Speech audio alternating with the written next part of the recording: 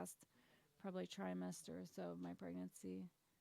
Um, I think just request like normal. Hold on, let me see if I can change it from here.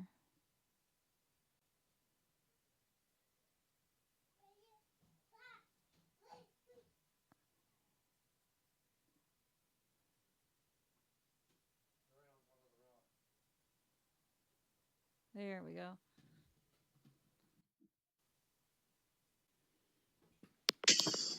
There we go. Good to see you. There we go. How are you? How was your first day? Nothing what I expected. Really? I went into it not expecting anything, and I still feel like it was nothing that I had imagined. So it wasn't bad, you know. Real quick, let me just like put this little plug in real quick and see how many people I piss off.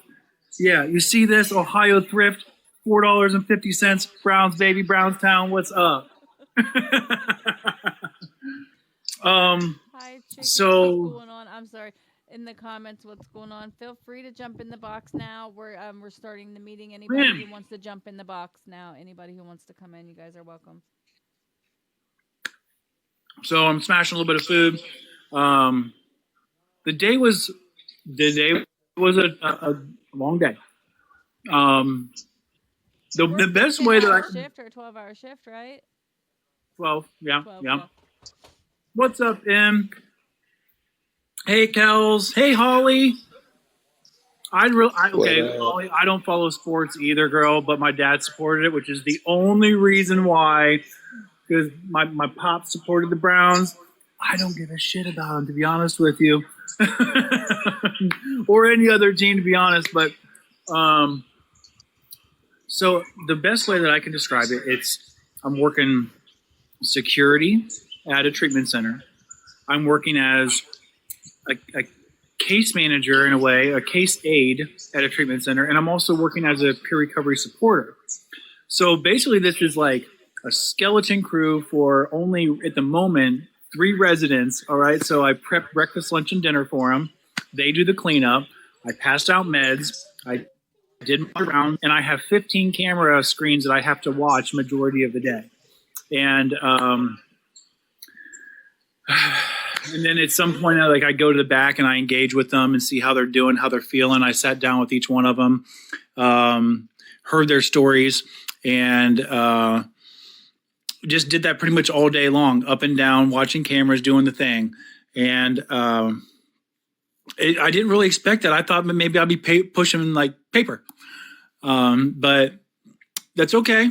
Um, there's a lot of room for opportunity for programming, which I think what they really want, especially on the weekends. Doing some meetings, doing some enrichment, some crafts, some stuff like that.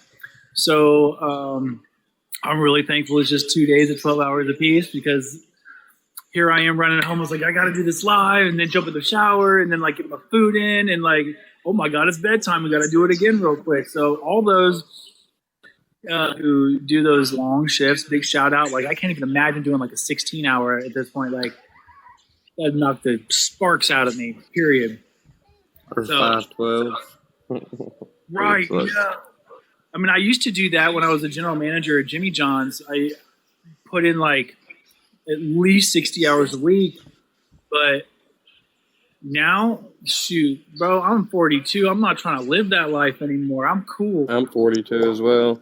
All No, right, hey, at yeah. least you get to stay. Yeah, at least you get to stay busy at that job. Though it sounds like there's a bunch of different things, so you're not stuck on one thing. So it's kind of split There, up, you know. So there is, and there's enough dead time also when you're watching cameras. You're like, oh my God, nobody's doing anything.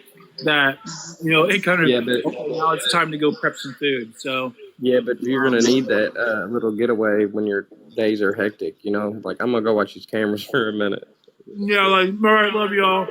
Yeah, I got done, Well, and but what it you guys don't know about James though is that he is like um came up with like helped develop so many programs while he was incarcerated, like that he like so I really think this is great for you. Like I'm like excited for you. You're gonna thrive. Like I wholeheartedly believe like that's why they brought you on, because of you've already done this a little bit. You like you and like the different like several different programs that are like all them acronyms, like them that are like the holding yourself accountable and um, what else was the other one? Like doing what you Building say. goals, resume building, reintegration stuff, wellness recovery action plan, roots for success about environmental stabilization. There's Cage Your Rage, which is a really simple, dated like anger management one. So there's a whole bunch of them. Like Tapuku, the only person you cheat is you, because I said I would. 6, 7. I said it. Are you happy now? It's just a kid, I think. I'm gonna see. I don't know. There's your 6, 7. There it is. 0 followers. Hey, so you were developing programs and shit like that while you were in prison? He was doing it, yeah. Bro, I could go on this next hour about doing things So like you made good use, positive use, and grew with your time. Then you used it right, you know. Oh, he got Thank like you so degrees. much. He got like 3 college degrees while he was in like plus his peer support. Plus he got plus he did all them programs and like he did some, my when he was on my podcast I titled it I went far while sitting still or something like that, like because it was amazing the stuff he did while incarcerated. Thank you so much. During And COVID. so like yeah, oh my gosh. So and I just had reached that point in my life. I had gone so far. I was so deep in all of the things that come with deep addiction and harming others that it was a make or break. It was a now or never kind of thing. And that was my 5th prison number. Thanks, Kels. I appreciate you.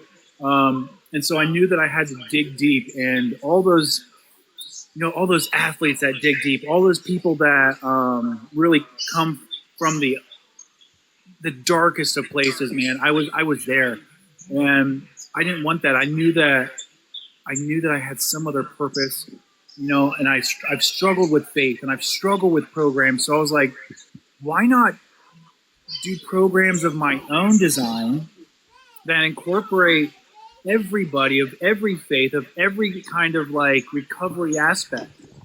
And so, like the first one that my touchdown one was called Life of a Hustler.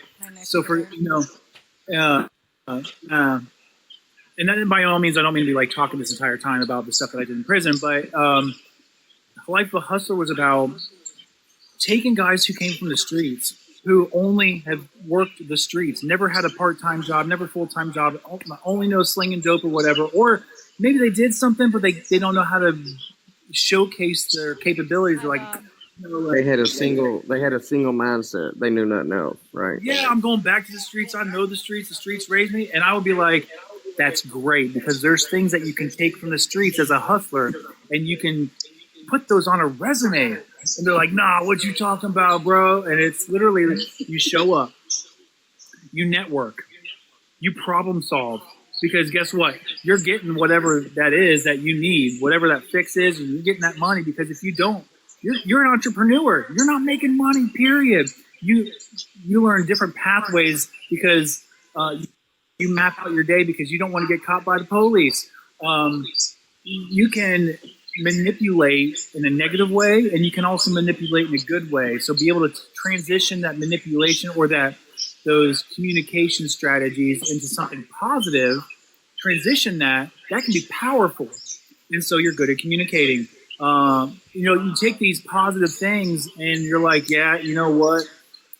I might have worked the streets, but I tell you what, I'll be a good employee because I show up every day and I will work harder than anybody else out there. And I will problem solve through, and I will ask the appropriate questions. Anyway, you kind of get the idea. And then to kind of like do the next stage of things, we would do resume building and mock interviews. And these dudes are walking out of the program like, oh my gosh, I can't believe I can actually take this physical copy of my resume and go apply somewhere based on my street experience. And at first, it was kind of like a laughing matter, but then like people were getting like purpose and hope in their lives within the walls. And it was so inspiring for me and humbling for me to be able to assist somebody who has gone through the ringer like I have and be able to believe they can do something different. It was so powerful. And so that was just a little snippet of the journey. And there was so much recognition that people were coming in from the outside, like motivational speakers and Michael Singletary, to meet me, interview me. But the most powerful thing through that whole journey was my self-exploration of myself, going down to my core values, addressing those fears and addressing those traumas in front of a group of men where I became vulnerable and would, cry ugly cries, and just releasing that stuff, letting it off my shoulders, and forgiveness played a paramount place in my recovery because I can't hear you, Leanna. Are you muted? Okay. Because I'm a sexual assault survivor, and being able to address that in a way that I felt safe, and then also forgive the person who assaulted me when I was a child, and I'm not just talking about forgive them. I mean, like, forgive them and wish them peace and just let that shit go.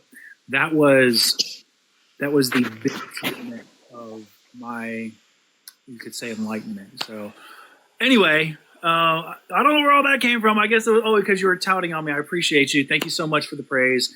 I did do a lot, but it saved my life, and I had to do a lot because I was at that point, and I was going to die. So, and at that point, everything just sort of like all the doors opening up and all the good things happened, and here we are now. And I got to meet Leanna, and Side, man. What's that? Made it through the other side.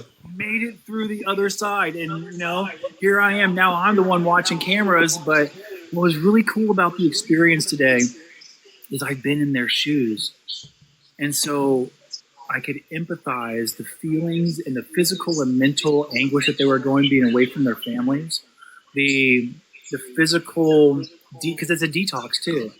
They're just coming out of detox. And what that felt That's what like. I was going to ask. Sorry to interrupt. What kind of facility is it? Sorry to interrupt you. No, it's an inpatient. You're good. Interrupt all you want because I can just talk and talk and talk.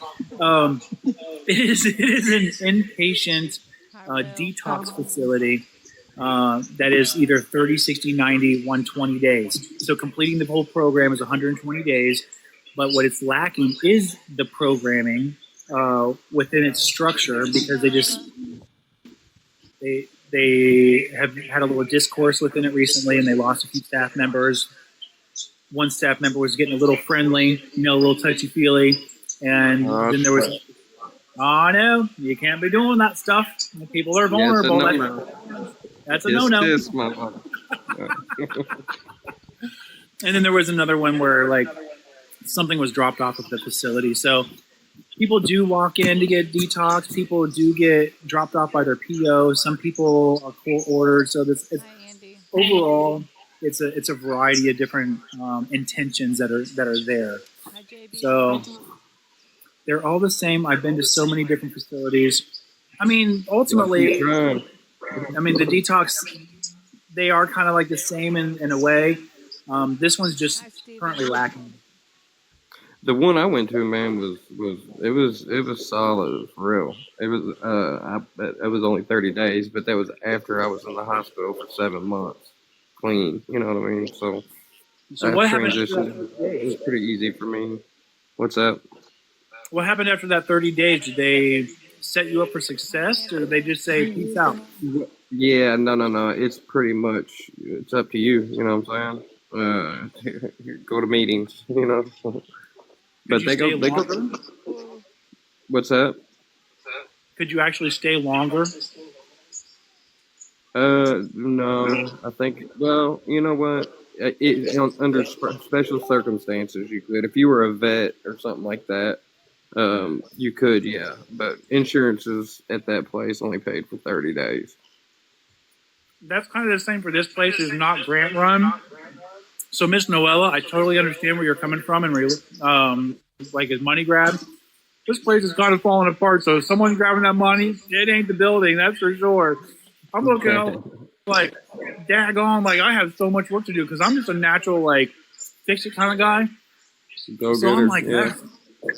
the cooler's down, the stove don't work. I'm having to cook on a griddle. The ice machine don't work. The dish pump thing's not working. And I'm like, what about this room? They're like, oh yeah, it's shut down because this and that don't work. And I'm like, what, am I just walking into a sinking ship? Holy shit, you know? What the hell am I doing here? You know, but on the other end, it can also mean there's a lot of room for potential and, you know, yeah. So it can be a money grab, but I'll tell you what, it's not going to that building. It's not going to the payroll either. So at least not mine. So hey, thanks for waiting on me, Leanne. I appreciate you. I've just I know. I was like, when's this show gonna start? Where's this motherfucker at, man? Right? Where's that guy? Hurry Leanne the said, hell- no, we was having a good old time. The inspirational stuff. You come prepared. I don't. Sometimes I just fly off the cusp with things, you know? Yeah, You but it just have- flows out of you naturally, though. It seems like, you know what I mean? Like you just said, you can sit here and talk and talk and talk, and it just comes naturally. Yeah. So, Hey, Leroy. so How you is that me doing? with the echo? Is that me with echo? I a little bit of an echo. Oh, okay. Can I sing a song? What's the song about? It's about like Chinese culture and stuff, you know? Well, so this It's is kind nothing. of It's nothing bad. It's nothing bad. this is Did kind you of a say recovery Chinese? platform. Does it have anything to do with recovery? Yeah. Is it a long song? No. Hey, if you want to put yourself out there, that's up to Leanna. Yeah. I'm gonna sing it anyway. Okay, yeah. He want, don't you want? She was all the yes, she want.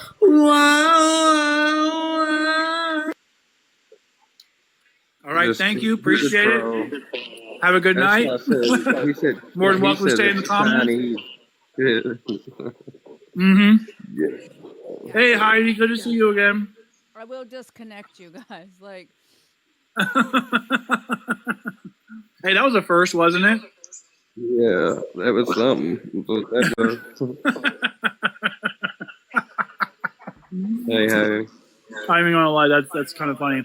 hi, hi. It I'm doing was really good, funny. Heidi. Hannah, oh my gosh, it's great to see you in here. Wow, I was just talking about the job. So the person who just joined, Hi, they Hannah. cannot be more inspired by this person. She puts in 12-hour, 16-hour days, and I'm sitting here at work like, man, I'm cresting like 11. I'm like, how does she do it? And then she goes home and she moms, and then she goes to school too, and it blows my mind. The amount of 7 days a week, she doesn't stop.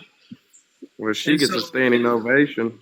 Standing like double. I mean, like we're jumping up and down. Like she is putting in that work, and I know this person is just. I know she just inspires me in a really, really big way, and she got recovered from like the knucklehead shit that we all talk about, like the trenches, kind of on her own and restabilized in a way that like blows my mind. She's such a strong human being. I absolutely love her. And Wait, which one's that? Which one's that? Who's that? My friend Hannah in the comments there. She just said, Hannah, "Hi, I'm so glad you stopped in." I know she just put in a 12-hour day too. Is probably going to go home and make some food for the family and like get her stuff together. So, and it's kind of like you, Leanna. Like you got the family, you got the kids, you got the husband, and you're still doing like the work, and you're still doing the school? Yeah. Congratulations, PhD man. classes. I mean, yeah. August was 3 years. And I know this girl, like, I'm sorry, I used to serve this person, but like, off and on. Which I found out that the counselor that I'm working at, she's like, before I even got there, she said, he used to be my plug. I'm like, oh Jesus, no, oh my God. And I don't even remember this person because you know how we talked about, we see in our addiction, the means to the end of the drug that we want, not necessarily the person. So I don't even see the face of the person a lot of the times when was in my active addiction. But I remember Hannah, and I remember how far she's come back from. And I will never let her dismiss or diminish or devalue the work that she's put in. And like with you, Leanna, what are you eating, by the way? Leftovers. Hey, and you just did an interview right before this, right? I was at work. I'm like, oh, she's on already. Oh my God. You're putting in that work, trying to develop your brand. And you're also inspiring. I'm so thankful that there's a community out here that I can just readily be able to lean onto and say all the words. Yeah. It does go a long way because oftentimes we think we're not doing enough. You know, I am as of December 1st, 5 months out of prison, and I still feel like I am not moving at the speed that I need to be moving at. I feel like you're still getting comfortable with surroundings and shit. I'm green, bro. Yes, I know. Oh my God. Yeah. Yes. And so, like, for me to be like, I have a meeting with the mayor in a week or so. Like, it got postponed, but that's straight gangster from the prison to the mayor's office. Well, I'll tell you what it is. It's an acknowledgement, as Heidi said, that I need to just recognize that I'm on the right path. Regardless of the speed, the universe will let things happen in the most natural way, and I would never be able to be doing these things if I was slinging or using. And like you, Leanna, being able to build your platforms, plural, have your family back, be able to have that Thanksgiving where you're hosting for the first time. None of that would have been possible. And regardless of how... remember it. Yes. Yeah, like I was cooking for the whole day. Yeah. All day. Yeah, I remember. And you're going to be able to the remember entire that. time, Yeah. It's so powerful. And so, like, one thing I wanted to kind of just touch on, because it's come up recently in just generalized discussions I've had with people, is how you identify. I think it came up last night, and maybe it was Heidi or Holly who said it doesn't really matter as long as how you identify your recovery, as long as you are working towards recovery. So some people say that, you know, I still drink a little bit and I still smoke a little bit of pot, or I'm on the Suboxone medicated assisted treatment. But yeah, so it's easy to go back to the norm. So doing great. Yeah, thank you. And so I think that I believe in harm reduction. I believe that if you want to claim sobriety and have a drink, that's up to you. Me personally, that's not my path. I know that if I drink or, you know, especially smoke pot, because I've thought about having a drink, but if I drink, it's over. It's over. Fuck yeah. Pot hungry healing. Welcome.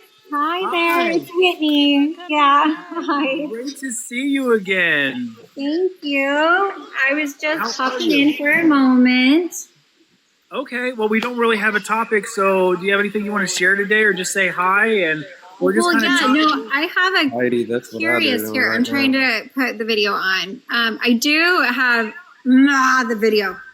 Hold on. I want you guys to see my ugly face. Okay, well, I guess it's not happening today. Okay, that's fine. Everything. Yeah, no, I was curious because I popped into someone else's, you know, one of these, like, I don't know, whatever these called, group things. And the gentleman who was hosting it said he was in recovery. Yeah. However, he was still drinking. Okay. And had bourbon in his drink. And I was just curious on what your thoughts are on the difference between because he thought he was recovering from like, having one drink versus like 10 drinks, he can control it. So he feels like he's in recovery. So I was curious on your thoughts on that. That's is that really recovery? Question. Yeah, and we were literally just talking about that. I don't know if you heard that we were. No, not at all. That's ironic that you popped in then, because that was the topic. How do you define your recovery? So ultimately, who am I to judge somebody else's recovery and what you feel like is harm reduction? It is not up to me. I might be working a program. I might be a person of faith, which I'm actually neither of those, So someone who is a person of faith and working a program is going to have a completely different outlook than I am. So I have friends that claim sobriety and have a drink every night. I have friends that claim sobriety and is California sober. Yeah.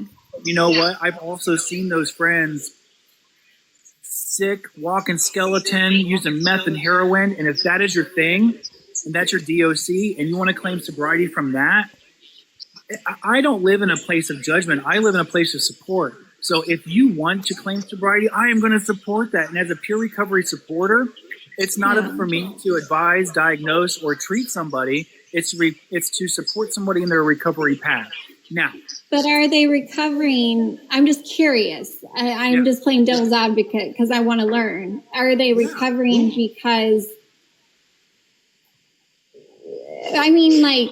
still doing meth is like not, doesn't feel like recovering to me, I don't know. It was just, I'm just curious. Did you say he was for sure? Did you say that he said he was in recovery because he was drinking 1 instead of 10, or were you asking that question?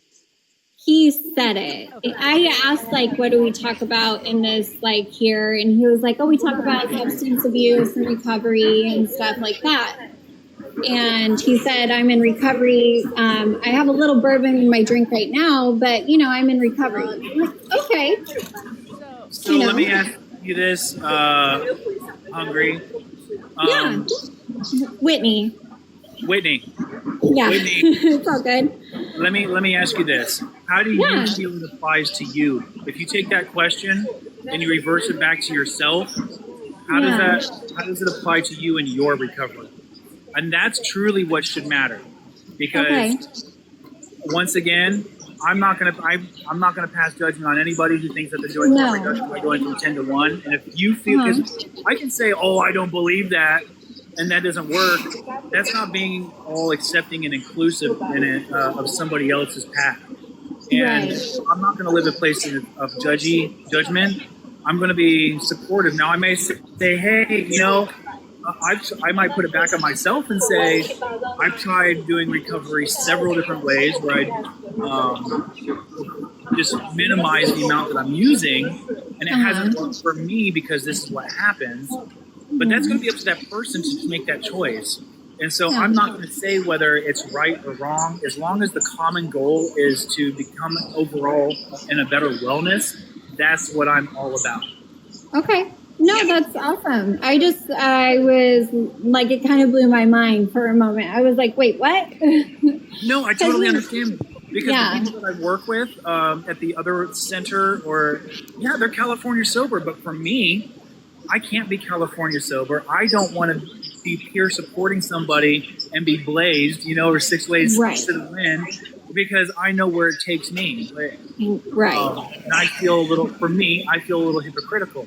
But if California sober for them decreases their anxiety and helps them manage their traumas to where they can reach out and do outreach work, then maybe something that they say to somebody else is going to help them along their recovery path, and that's really all that matters, is being able to help others. So I think that the best way to look at it is, do we have a common goal in mind, is healing ourselves and healing others, and maybe his transparency will give hope to somebody that they can... Sorry. No, you're fine. Maybe someday come to the other end of that.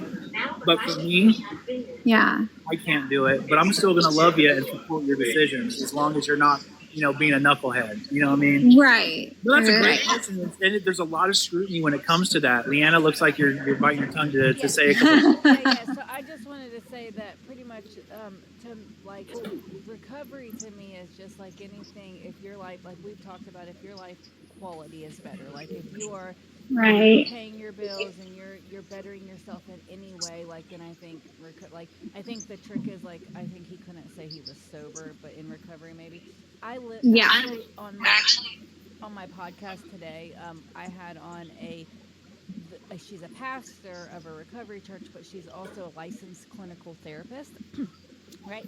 So, and I asked her at the very end, I was curious to see her take on harm reduction because, and it was interesting to see that she literally said that she had a different take on it now that she did in the beginning because it was kind of like her therapist brain and her pastor brain had to work it out amongst themselves because it's like such a tricky issue, Yeah.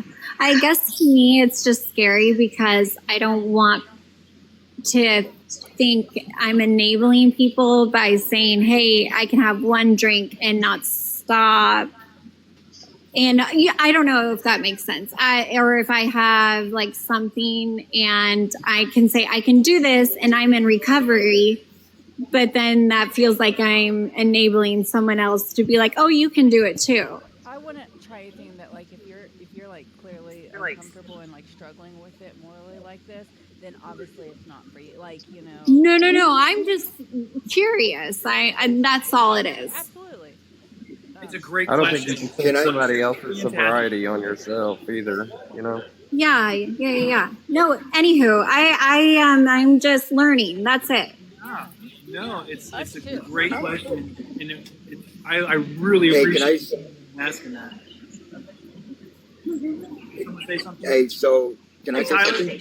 Yeah, what's up, Tyler? Hey, so like I know you're new at it, so am I. Like yesterday, I hit my 6-month mark. So there's a lot of people I'm in a program with that, like me, I'm celibate when it comes to recovery, to sobriety. I have people in my program that are still in treatment and still in recovery, but they still actively use, but are trying to slow down. They're trying to get it to where they're not using, but using less and less at the time. And then I got others that use the Cali sober. So Yeah. I know where she gets when she says she's asking. I get where you're coming from when you said you're curious because you're new to it. And I got a friend that's in there right now, and he's in recovery. He wants nothing but to be sober, but he struggles with amphetamines.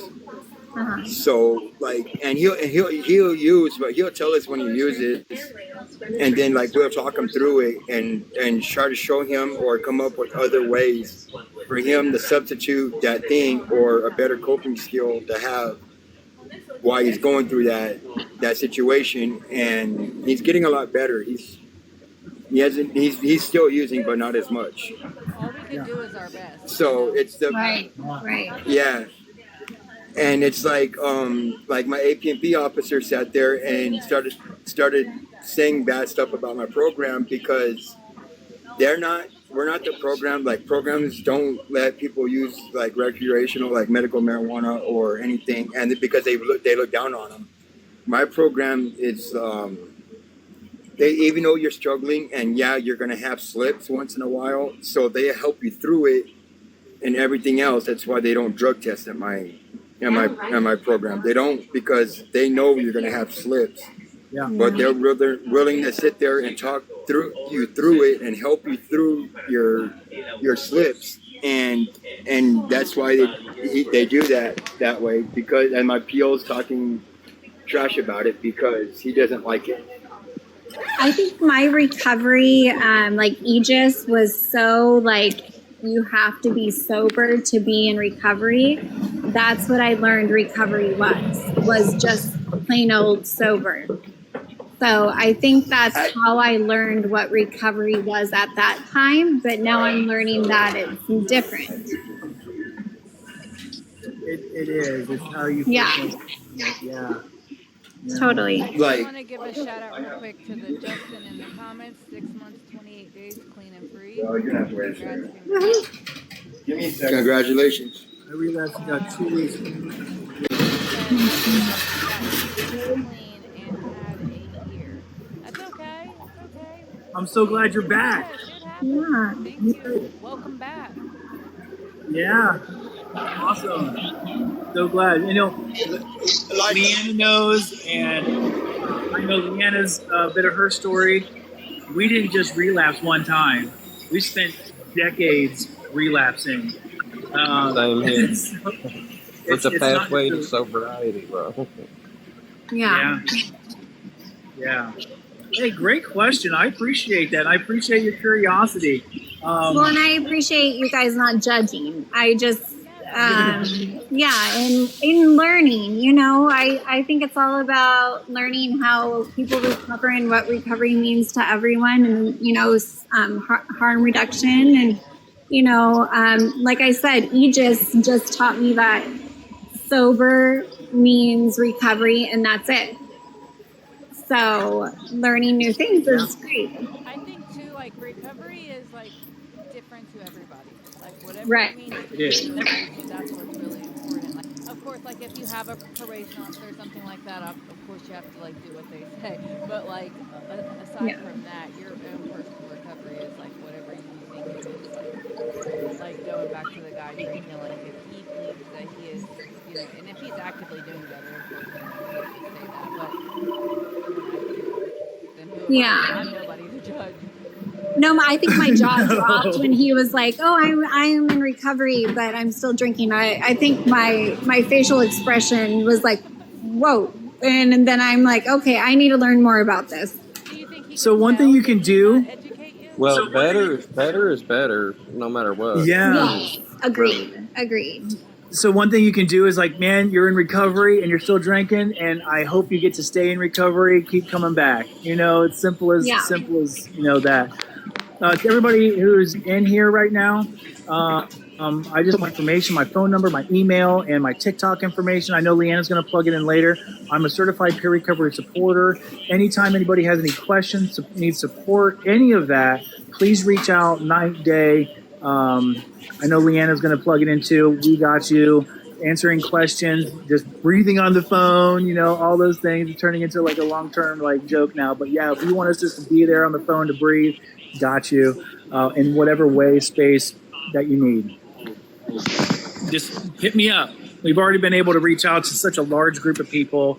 Hopefully help some people out, and it's really what we passion. So anyway, there it is. It's in the Literally feed. had people come on here and like ask for help, or we've like looked up facilities in their area. Like literally anything we can do, guys. Like even if you think you can't help, reach out. You never know what you can do. You know, we all, you know, we both have other friends that are in the, you know, in the recovery community and work in the recovery field. So I mean, you never know unless you ask.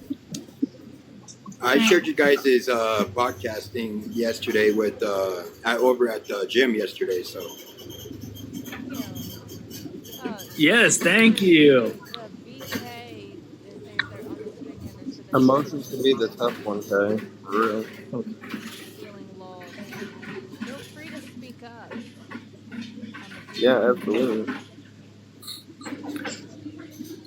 So thanks for being in the box, vacay. If you feel like kind of sharing those big emotions or what you're going to be dealing with, okay, cool. Hold on a minute. That's cool. I appreciate you being here. That's what we're here for. I'm an ugly crier, so if you get me there, we'll get there together. I'm not ashamed of crying or talking about those big feels. I'm a 6'5", almost 300-pound man. I'm not afraid to cry or talk about feelings. So let's be that, you know. So feelings is really, really hard. I know that you said, I think if just to clarify, you said you had like a year and then you relapsed. You're 2 weeks clean now. Correct me if I'm wrong. That alone is enough to make me have some big feelings. And then plus you got the holidays on top of that. And beyond that, I don't even know what else is going on in your life, but I know that I have personal stresses that just inflate everything else. And me being an addict, all those big feelings is what I used to numb. And now, like, whenever I relapsed, right after relapsing, I used to have a lot of shame, like, oh, I had a year in, and like now I just lost everything. But you know what? That's just a stepping stone, because if you really believe, like I do, to my core, that relapse is just a part of recovery, because without relapse or going down that road, you wouldn't be able to. I wouldn't be able to appreciate the amount of growth that I've come from the other end of it. So relapse just helps me reflect upon how difficult it is to sometimes be sober. But then on the other end of that, how strong of a person us addicts are, because we go through those struggles more than what a normal person would. And so, of course, you're going to have moments. You're human, you know? So Yeah, I especially appreciate with you the sharing emotions that. thing, man. What's that, Especially with the Ann? emotions thing. Especially with the emotions thing, we use to numb our emotions 90% of the time, I say. Right? I mean, in my opinion. Yes. I mean, 100%. That's exactly, Yeah. that's exactly what draws us to using is them emotions, man. That I what do they don't say? wanna feel. The worst thing, or the worst thing about recovering is your emotions, or something like that. I think there's a weird thing going around on TikTok. Sorry if I interrupted, but about a doctor said relapse is part of your recovery. But Yes. I totally agree. But people are coming out and saying, like, do not think that relapse is part of your recovery. Because I think, I don't know, it's just this like weird, like, one topic sentence that people can sway one way or to the other. You know what I'm saying? If you're using it as an excuse to get high, it's one thing, but I mean, Right. it is a fact of recovery. I mean, you're Right, gonna relapse. 100%. It's a fact. It's a fact. Yes. I mean, it's gonna happen. Yeah, So, no, a doctor like- came out and said it, and then now everyone's like, it's not a part of your recovery. And then I think people are getting confused about the saying. So unless I'm misinterpreting it, it is a part of my recovery, because Yes. I've relapsed so many times, and to be able to talk to anybody on the screen here, anybody that I come across with, it is part of my story of transformation. I relapsed this time, and this time. So if it wasn't for that, then I wouldn't be able to have the relatable experience that might be able to help somebody else relate to what I went through, and give them hope that after 4, 10, 15, 20, 50 times relapsing, that you can still come to the other end and be sober. There is still hope. You can still have purpose in your life. So it is a part of my recovery. I'll just say it for me. And that's what's Agreed. really important in the recovery space, is that we do use those I statements, because like we were talking about earlier, it is an individual journey of actualization, while being supported by the community that is around us. So it's kind of like a dual thing going on, where you have to do self-exploration, but the others around you who support you is also really important in that. Hey, Mark, good to see you. Hey, thank you for having me in. Yeah, welcome. How y'all doing? Like, And James, I just got to tell you, man, I just love what you said. Now, I got sober back in October 21st, 1999. I have not relapsed. Okay. Now, I'm not saying that's not part of somebody else's journey, but the fact that you shared in the I, to me, is so important. Yeah. When I go to a meeting and people are going, we do this and we do that, and we do this, I'm sitting there in my head going, what do you got, a mouse in your freaking pocket? You know, I don't know what we do. I know what I do. Yeah. Okay, so I share my experience, strength, and hope. And if that helps somebody, that's great. And if it doesn't, that's great too. Move on to the person that it does. I think that's what people are forgetting about. It's like a different journey for everyone. And when a doctor comes out and says, well, it's a part of, you know, the journey, they're forgetting about, like, you know, other people's journey. It doesn't matter. I agree so much with what you're saying. Like, it's your story. It's other individuals' stories. And it's interesting to learn. So, anywho. And the I- bottom line is, I'm here to help me. Yeah. Okay. And that's why I reach out and try to help others. I do it so I stay sober. Now, if they told me when I got in the program, you got to go out and get people drunk to keep your sobriety, I probably would have done it. You know, if that's what they suggested, I do. But they suggested that if I try to reach out and help people, it's going to keep Mark sober. Okay. And that's what I got in here for. So I try to work a very simple program. Hey, Mark, congratulations on 26 years of sobriety with never relapsing. Thank you very much. That's amazing. impressive. That is amazing. That is an inspiration in itself. Like, you know, I can tell that it sounds like you're part of a program. And I'm glad that worked for you. I'm just so proud to be like in your presence, even virtually, to be able to hear that, because it gives me hope. You know, I'm an ex-intravenous heroin, methamphetamine, benzos, Suboxone. You put anything in my face, it's going down. You know, and I'm not going to be that stigma that goes back, but I have been that stigma in the past that goes back. So it is an individual journey, and you're right. You have to take care of the I yourself, because without the I in yourself, we were talking about the regulating, how are you going to be possibly able to help somebody else if you don't have yourself centered? So I appreciate all the things that you just said there. It's fantastic, and congratulations on a quarter of a freaking century of sobriety. It's amazing. I'm so proud. Yeah. Well, you know what? I always congratulate myself on today. And There it is. I was Yeah. lucky enough to have a sponsor in the beginning. Now he has since passed, but he said the simpler I keep this program, the better chance I have of staying sober. One of the comments he made was that he's met too many people too smart for AA, but he's never met any people too dumb. Okay. And Right. he said, I look pretty stupid, so I'll probably fit right in. So I have to break it down in the simplest form. And the simplest form to me is, you know what? If I don't drink or use today, I'm not going to get fucked up. That's the reality of it. There it is. Well said, my friend. No, that's great. I'm going to pop off, but I want to say thank you so much for the education for today. And again, I've never been to any AA groups or NA groups. I've only been to this group, and I appreciate you guys. And I will really join in more because I learned more about today than I have in the last year and a half. So Thank you. I for appreciate being it. here. And Thank we'll you. Thanks for being all here. the time. We're on just about it, like 7 o'clock during the weekdays, and I think 7:30 on the weekends, pretty much every day. That's So, awesome. thank you so much for popping in. It was an absolute pleasure. All right. Thank you guys. Yeah. Bye. Vacay, patiently waiting down there, and you put in the comments, when can you speak? What's up?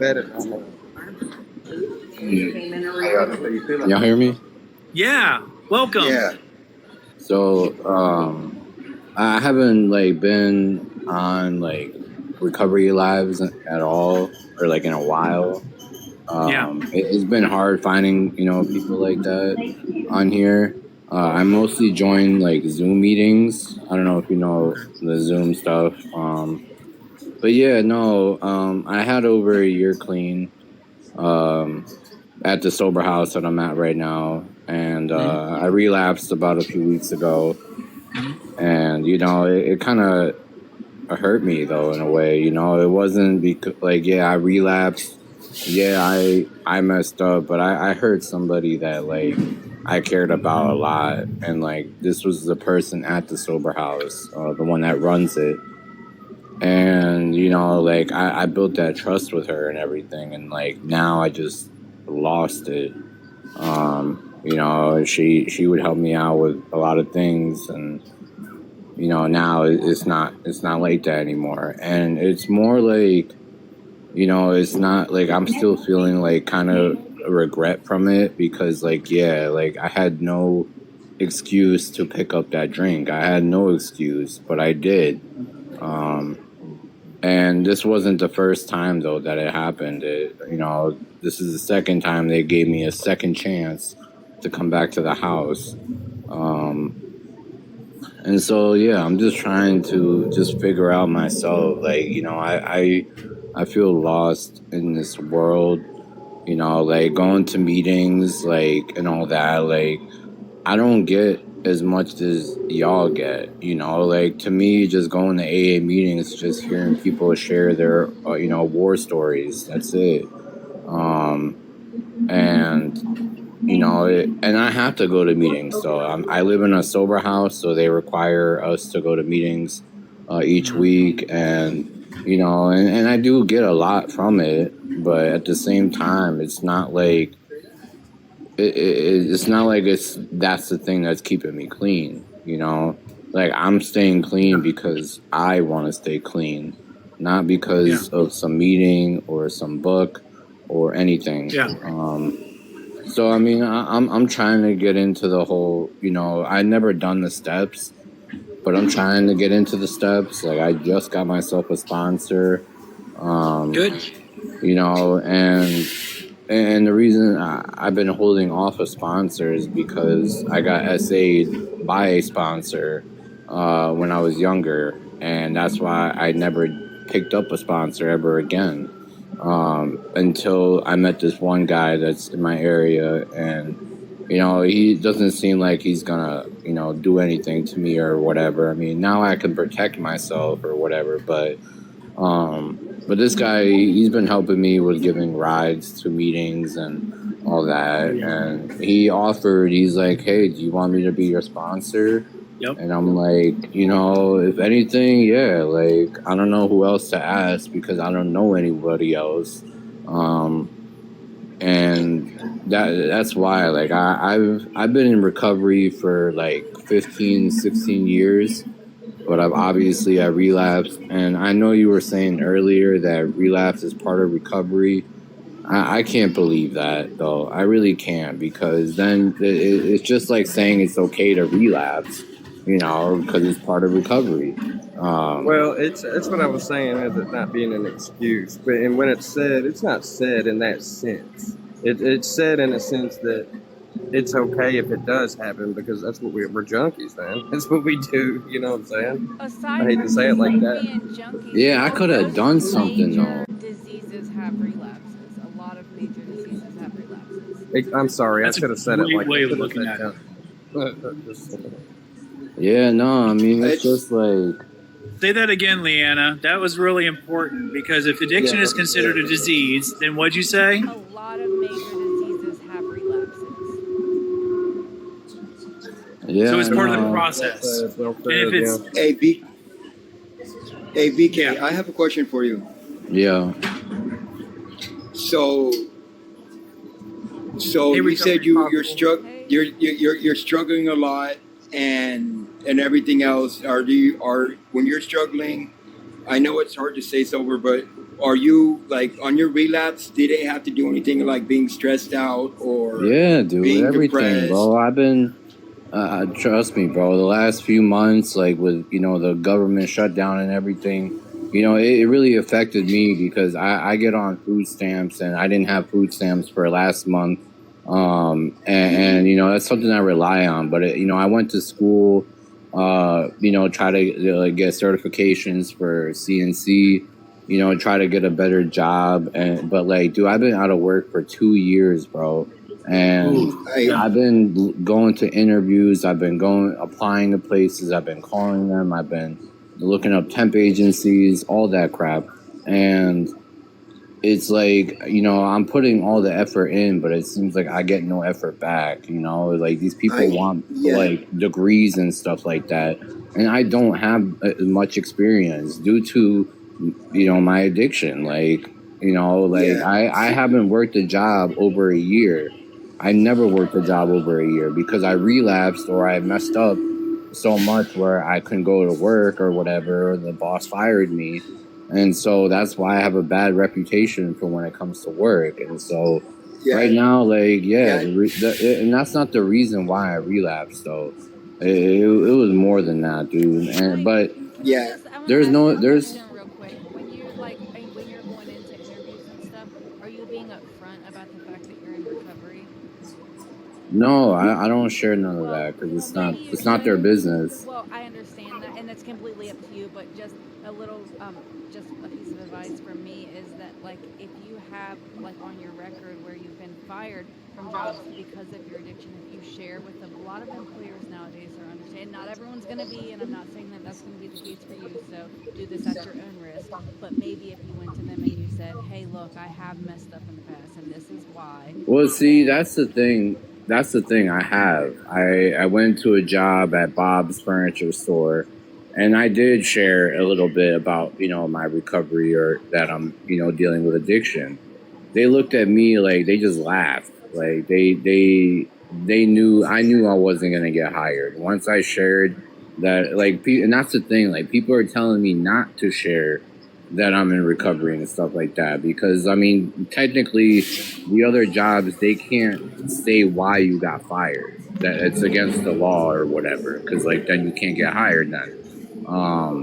And so I don't share that information out anymore, because obviously one interview I did share too much, and it didn't work out. They don't want an alcoholic working at their place when they know I could relapse anytime. So that's why I don't share that, because I don't want them to think that I'm an alcoholic or a rug addict. Yeah. All right, VK. This is kind of like my field. All right. So, Leanna, you are the job interviewer, and I'm the interviewee. You're going to ask me, have you ever dealt with addiction, and do you have anything on your record? As simply as that. Okay. Go ahead. I saw down here that you left it blank at the spot where it asked about felony convictions. Can you explain why you left that blank? Absolutely. Thank you so much for giving me the opportunity to kind of like clarify some things, because quite frankly, I could fill that space up. I've been a knucklehead majority of my life, but I'll tell you what I did do is I changed my life. And I'll tell you also something else is that by changing my life, I've been able to go through struggles that the normal person hasn't been able to do, which means that I can appreciate the job that you might be offering me, because I'm going to work hard, I'm going to be there, I'm going to show up, and I'm going to problem solve, and my loyalty lies with those who are going to be willing to help me. And so I have dealt with some addiction in my past, but that just makes me that much of a stronger person being on the other end of it. Now, before I go into too much of that, I also want to say that I've surrounded myself with support groups that keep me grounded. I'm involved with AANA. I have a counselor, I have a sponsor, and I have a lot of people advocating for my wellness, so that way I'm fully transparent. And if this sounds like something that you need, like an honest person who is going to show up every day, work hard. So this real quick, VK, it's about kind of, for me, it's about being prepared for those questions and those interviews, being able to just be interview ready and showing a little bit of like gusto and excitement for the transformation that you went through, because that is your story. And that is something that I stand behind. I will go to anybody and be like, yes, I was this guy, but look at me now. Like, I am in such better headspace and I'm excited about it. And sure, I'm like, I get it. I'm way over the top most of the time. And, but that's who I am. And so I speak my truth. And if you do that, I almost get, okay, I can't say you, but I can say for me that I have never had a problem with someone giving me that kind of side eye. And I read them like, look, I know that you might be a little weird because I might be working with some cash or that I'm going to be dealing with customers. But I tell you what, I was able to network like you wouldn't believe out there on the streets, being able to find a better deal or get people to, buy into my entrepreneurship or whatever it might be. And sure, I was able to, I'm just able to transition from being a nefarious now to something pro-social and using those skills in a way that can help your company. And, you go with something like that. And so I like to use I think what Leanna was saying is, yeah, sure, do it at your own risk, but it takes practice, bro. But you can use those things to your advantage during those interviews. and I know it's difficult, but it can be Dude, possible. it's not even that. It's like I've been to so many interview preps, and before I even went to the interview, and it's not that, dude. I just like when I get put on the spot like that, like I lose all of what whoever told me on how to do things. This is gone. Like, that's how it is. Like I get Yeah. nervous, like I'm sweating in the interview. And because like all I want is the job, and like honestly the questions that they ask nowadays are stupid as hell. Like they literally like ask you all these other things like why do you want to work for us and all this and that. It's because I want to get paid. Like I need to work, I need to pay my bills, like Yeah. and like like some of the questions like I feel like they shouldn't ask. Like the only three questions they should ask is can you show up on time, can you work overtime or on holidays, and you have a ride, and that's it. And and yes, I've always showed up to all my jobs in a half hour early, but obviously like during those times like I messed up because I thought things were too good to be true. Me getting all this money, me, working a job and being able to pay for my bills. I was like, hey, why not like spending a little extra money, on some, drinks. And obviously I know, drinks aren't like, they're not going to get you anywhere. I mean, I think I've always thought that this drink would give me everything. I'm not here about God or anything, but I literally sold my soul to the devil. I sold everything I had. I literally gave my life just for alcohol. And obviously that one thing made me lose so many other things. And I didn't realize it until I had a spiritual awakening or like a godly awakening, whatever. I got into a DB with my dad one time about 2 years ago. It wasn't like too bad. I didn't like hurt him or anything. I just pushed him and he felt threatened. And like obviously I was acting out. I was under the influence, and that was the day. This, like I said, 2 years ago. This is the first time I've ever gotten arrested or gotten charged with a DB or anything. And, I was scared. Like, obviously I couldn't run from the cops. They were right down the street from me. And, but it really, that night though, really changed my whole life because I realized what I did.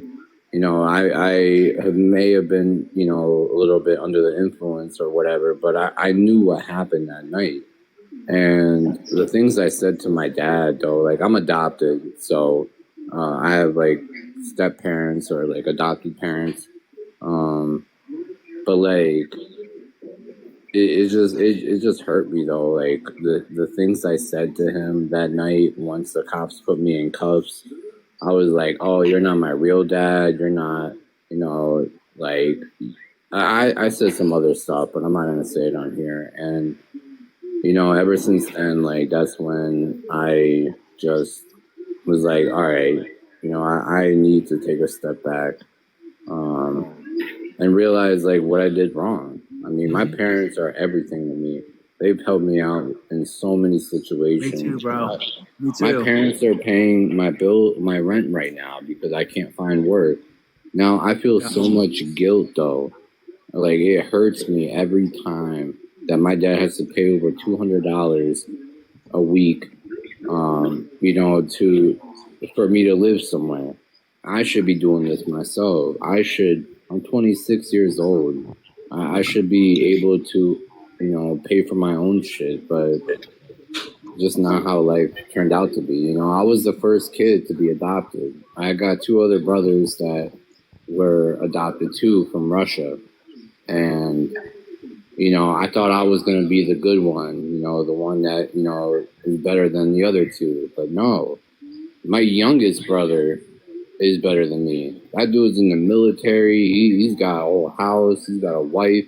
I'm not comparing my life to his, but I mean, like, back then, though, like my brother, he was a troublemaker. Like he had cops coming to our doors every single week, and after he went into the military, he came out as a new man, and now like I respect him. I look up to him. Like he probably look up to me, but I look up to him, and he's also dealt with addiction, like alcoholism, but he controlled it. He doesn't drink, he doesn't do anything like that. So I mean, I'm just at loss. I'm the oldest, and Hey man, just remember you're starting over. You know what I'm saying? You're gonna get those things. It took you how long to mess your life up? It's gonna take you a little while to get your shit back together. Accept help, kind of crush your pride a little bit, but you'll build that back up after you get going. You know what I'm saying? But I mean, you're restarting. You know what I mean? And at least you have that opportunity to restart. I love you said that in. Leanna, I do have to jump off here, but I do want to leave you with this, BK. A couple of things. Yeah, I gave you a follow. Huh? I gave you a follow. Oh, fantastic. I'll check that out when I jump off here. I'm not good at multitasking, but I'll follow you back. It says we're friends, so... Okay, cool. Yeah, hit me up anytime. But I do want to leave you with this. Bro, I'm 42, living in my parents' house, 5-time prison, and I just got a job working part-time, okay? I'm just saying that with over 50 felonies on my fucking record, that I think I have 52, that from felony 1s to felony 5s and being nefarious for decades of my life, ODing countless amount of times, hurting more people than I can probably count, and just going back to the community from which I did all those things, I can still say, bro, if you show up, and you keep on pushing and you have a little bit of grit and you're just a little sensitive and allow yourself a little bit of grace when you do mess up, that it still gets better. There's still hope at the other end. You can still recover those relationships that you originally were talking about. That, bro, I have hurt so many physically and mentally around me. I used to be abusive, but it took, like Tyler was saying, it takes time, it takes consistency, it takes a little bit of work and being patient with yourself because you're human. So I just want to leave you with, I know that you're feeling some big emotions. You can reach out to me anytime. I'm glad that you follow me back. I do have to jump off. I got an early start in the morning for my second day.